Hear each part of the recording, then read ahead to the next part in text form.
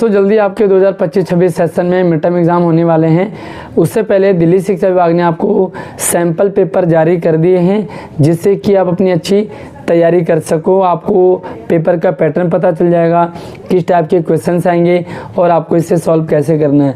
आज हम वीडियो में क्लास 7th हिंदी का पेपर आपके साथ शेयर कर रहे हैं। तो अगर आपको अच्छे नंबर लाने तो वीडियो के साथ एंड तक बने रहें।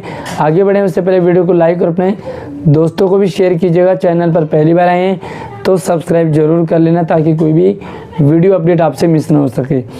पेपर आपका हिंदी का है, 60 नंबर का होगा, 2.5 घंटे का पेपर होगा। और यहाँ पर जो पहला प्रश्न है वो आपको अपठित गद्यांश। अपठित गद्यांश का मतलब होता है अनरीड पैसेज, जो आपके सिलेबस से नहीं है लेकिन छोटा सा पैसेज है, इसको आपको पढ़ना है। और नीचे कुछ क्वेश्चन है 5 नंबर, उन 5 नंबरों के लिए 5 सवालों के आपको उत्तर देने हैं। एक पेड़ एक छोटे से लड़के को बहुत प्यार करता था। लड़का रोज पेड़ के पास आता, फूलों की माला बनाता और उसके तने पे चढ़ता, उसकी शाखाओं से झूलता, उसके फल खाता और उसके साथ खेलता। जब वह थक जाता तो पेड़ की छांव में सो जाता। लड़का और पेड़ दोनों बहुत खुश थे। ठीक है, कहानी है थोड़ी सी, इससे रिलेटेड आपको कुछ प्रश्न होंगे। कई साल बाद वह लड़का पेड़ के पास आया। उसने पेड़ से कहा कि मेरी शादी होने वाली है, मुझे एक घर चाहिए, क्या तुम मुझे घर दे सकते हो? पेड़ ने कहा, मेरे पास घर तो है नहीं, लेकिन तुम मेरी शाखाओं को, मेरी टहनियों को काट कर उनसे घर बना लो। युवक पेड़ की सभी शाखाओं को काट कर ले गया, बस तना बच गया। तो अपने स्वार्थ के लिए लड़के ने सारे तने पेड़ के काट दिए, शाखाएं काट दी। अब ये कहानी है। सबसे पहले तो आप मुझे कमेंट करके बताएं कि क्या लड़के ने सही किया।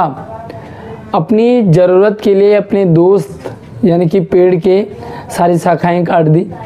तो आप कौन से स्कूल से हमारी वीडियो देख रहे हैं, आप इस प्रश्न का उत्तर वीडियो के कमेंट में रखेंगे। साथ में आप ये भी बताएं कि आप किस स्कूल से हमारी वीडियो देख रहे हैं।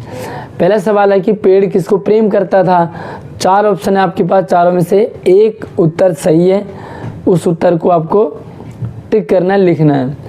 तो पेड़ किसको प्रेम करता था, तो भाई सीधी सी बात अब ये आया ना, पेड़ और लड़के में बहुत दोस्ती थी, तो पेड़ लड़के को प्रेम करता था। दूसरा प्रश्न है, थकने के बाद लड़का क्या करता था। पेड़ पर चढ़ता, पेड़ को काटता, पेड़ के नीचे सोता या पेड़ की डालियों पर झूलता। तो इसका भी सीधा सा आंसर, जब सो जा थक जाता तो पेड़ के नीचे सो जाता था। ठीक है, इसका ये आंसर है। आप हमसे इंस्टाग्राम और व्हाट्सएप से भी हमसे संपर्क कर सकते हैं। मेरा WhatsApp number, Instagram ID video की डिस्क्रिप्शन में। आप कौन से सब्जेक्ट के पेपर की डिमांड है, आप मुझे कमेंट कर लीजिए, उस सब्जेक्ट की वीडियो आपको मैं शेयर कर दूंगा। अगला सवाल है कि कई साल बाद लड़का पेड़ के पास क्यों गया। लड़का बहुत साल बाद आया, क्यों? क्योंकि लड़के की शादी हो रही थी और लड़के को घर चाहिए था, तो पेड़ से घर मांगने आया था। ठीक, अगला है कि पेड़ की सलाह पर युवक ने क्या किया। पेड़ ने सलाह दी कि भाई मेरी शाखाओं को काट लो और इनसे घर बना लो। तो युवक ने क्या किया, पेड़ की सभी शाखाओं को काट के ले गया अपने लिए घर बनाने के लिए, सिर्फ तना बाकी बचा रहा, बाकी सारी शाखाएं काट के ले गया। तो ये 5 नंबर का है। अगला आपके पास एक कविता है, कविता को पढ़ो, फिर आपको इसी तरह से प्रश्नों के आंसर देने। वर्षा बहार सबके मन को लुभा रही है, नभ में छटा अनूठी घनघोर छा रही है। बिजली चमक रही है, बादल गरज रहे हैं, पानी बरस रहा है, झरने भी बह रहे हैं। चलती हवा है ठंडी, हिलती है डालियाँ सब, बागों में गीत सुंदर गाती है मालिनी अब।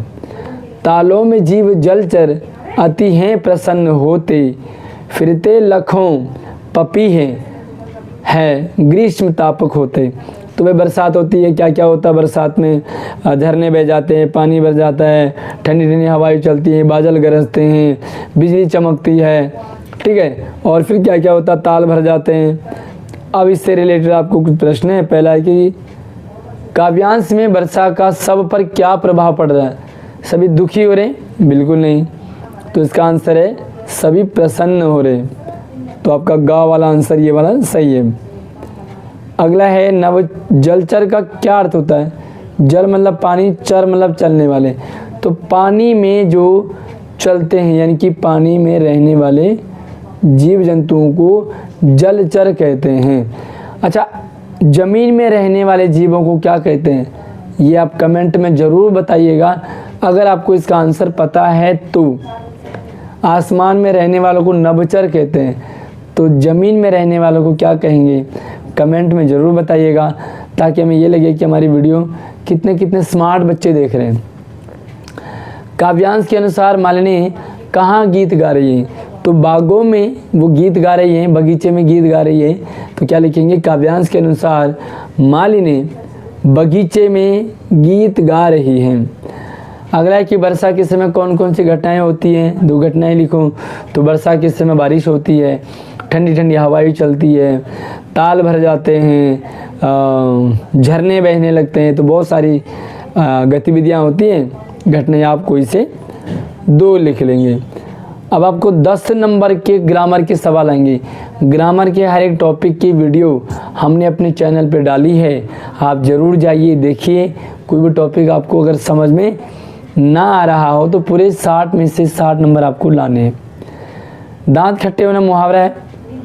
इस प्रश्न मुहावरे का सही अर्थ है दांत खट्टे होना मतलब हार जाना, ठीक है, पराजित होना।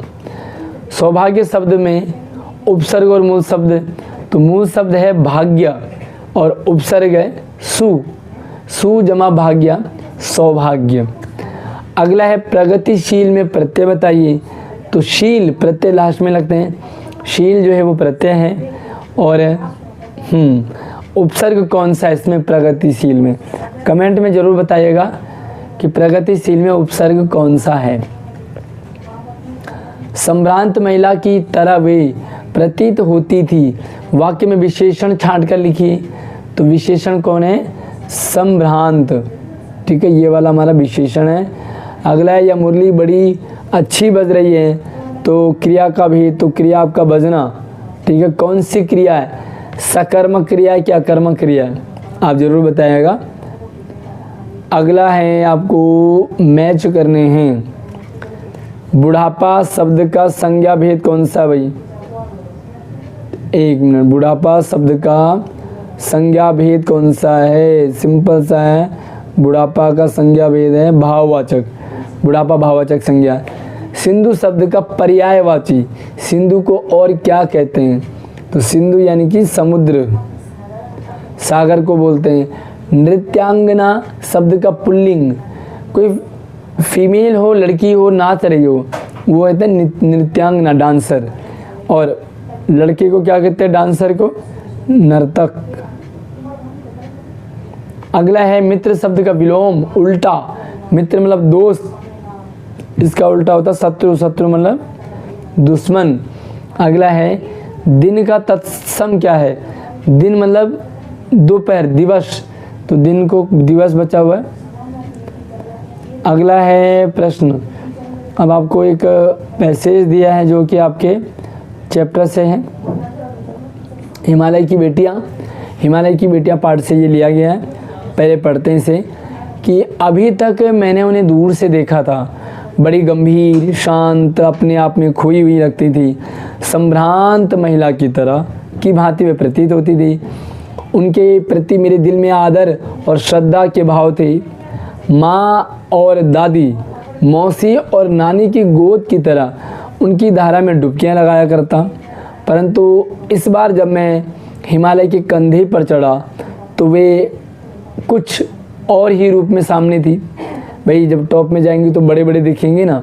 मैं हैरान था कि इतनी दुबली पतली गंगा, यही यमुना, यही सतलुज समतल मैदानों में उतरकर विशाल कैसे हो जाती हैं। इनका उछलना और कूदना, खिलखिलाकर लगातार हंसते जाना, उनकी यह भाव भंगिमा, इनका यह उल्लास कहाँ गायब हो जाता है? मैदान में जाकर। कहाँ? प्लेन हो जाता है। पहाड़ों में जब नदी बहती है तो ऐसे झरने की तरह बहती है, आवाज़ करती है, लेकिन शहरों में प्लेन हो जाती है ना। अब सवाल है कि गद्यांश के अनुसार बड़ी संभ्रांत गंभीर शांत अपने आप में खोई हुई कौन थी?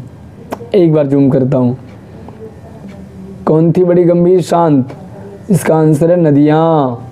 ठीक है, अगला है नदियों के प्रति लेखक के मन में किस प्रकार के भाव थे? तो आया यहाँ पे आदर और श्रद्धा के भाव, ये वाला करेक्ट आंसर है। अगला है गद्यांश के अनुसार लेखक किसकी गोद की तरह नदी में डुबकी लगाया करता था? तो इसमें बहुत सारे मौसी, नानी, दादी, मम्मी, बहुत सारों का वर्णन है, लेकिन यहाँ पे सिर्फ माँ ऑप्शन में है, तो आपका आंसर माँ यानी कि ग ऑप्शन। गद्यांश के अनुसार लेखक हिमालय पर चढ़कर हैरान क्यों था?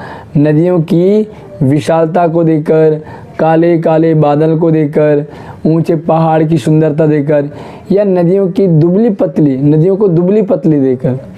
भाई पहाड़ में क्या होता है, नदी दुबली पतली दिखती है, और जब वो मैदान में चली जाती है तो बड़ी और भयंकर हो जाती हैं।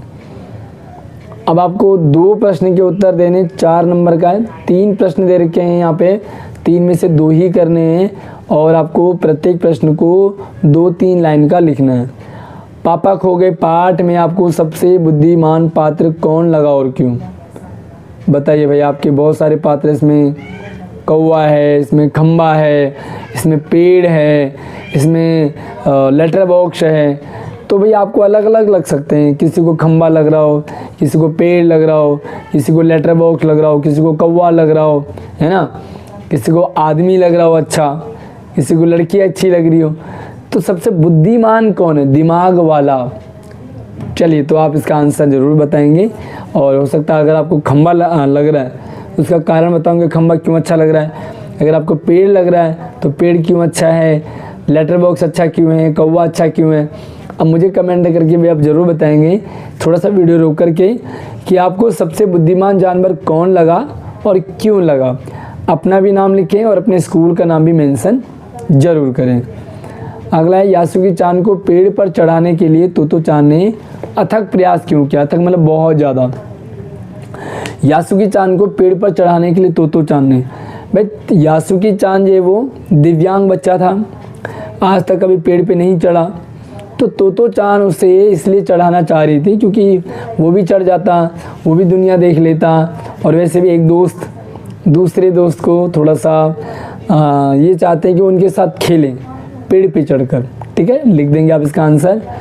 खिलौने वाले के आने पर बच्चों की क्या प्रतिक्रिया होती थी? तो खिलौने वाला जब आता था तो बच्चों की प्रतिक्रिया होती, सारे बच्चे अपने खिलौने छोड़ देते, भागते, अपना खाना पीना भूल जाते, किसी की टोपी गिर रही है, किसी का पैंट कच्छा गिर गया, किसी के जूते गिर गए, कोई परवाह नहीं करते, और खिलौने वाले के पास दौड़े चले आकर के उसे घेर लेते थे।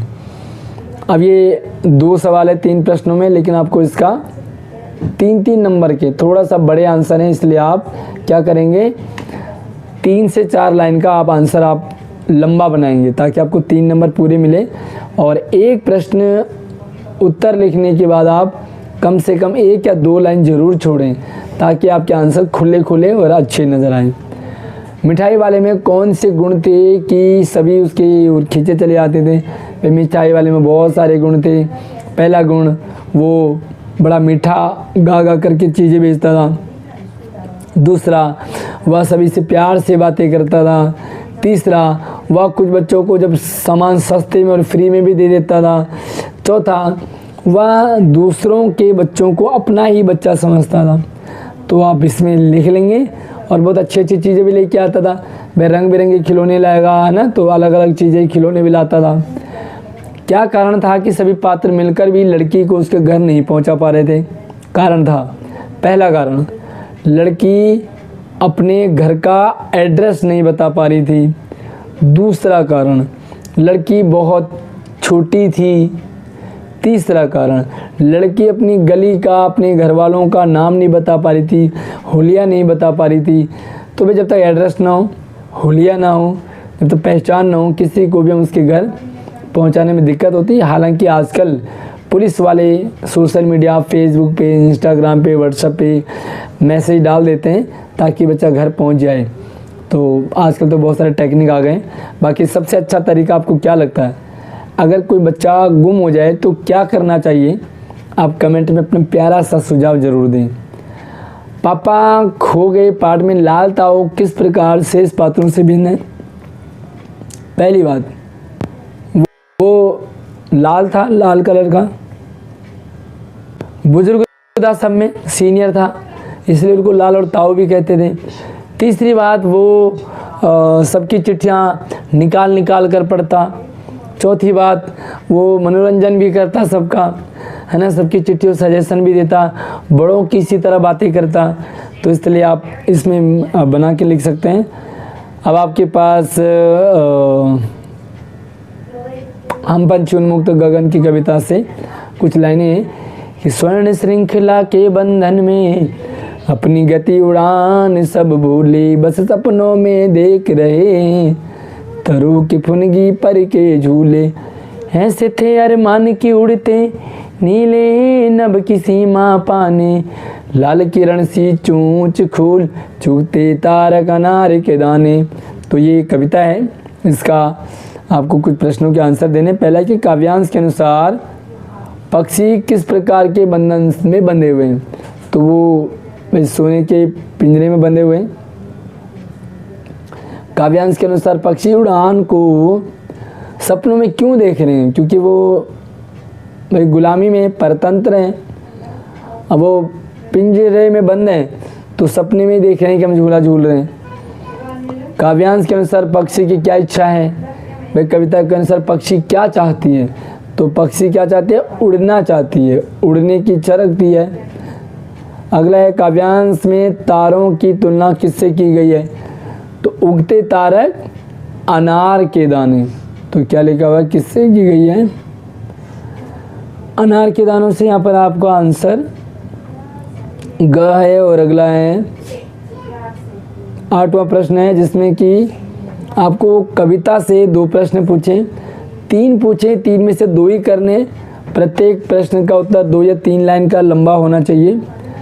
कठपुतली अपने पाँव पर खड़ी क्यों नहीं हो पाती? पहली बात, वो कठपुतली है। दूसरी बात, वो अपने आप नहीं चल फिर सकती, वो नहीं खड़ी हो सकती है। तीसरी चीज़, कठपुतली दूसरों के सहारे पे नाचती है क्योंकि उसके आगे पीछे धागे लगे होते हैं और वो धागों के सहारे ही खड़ी हो पाती है, चल पाती है, नाच पाती है, इसलिए वो अपने पैरों पर खड़ी नहीं हो सकती।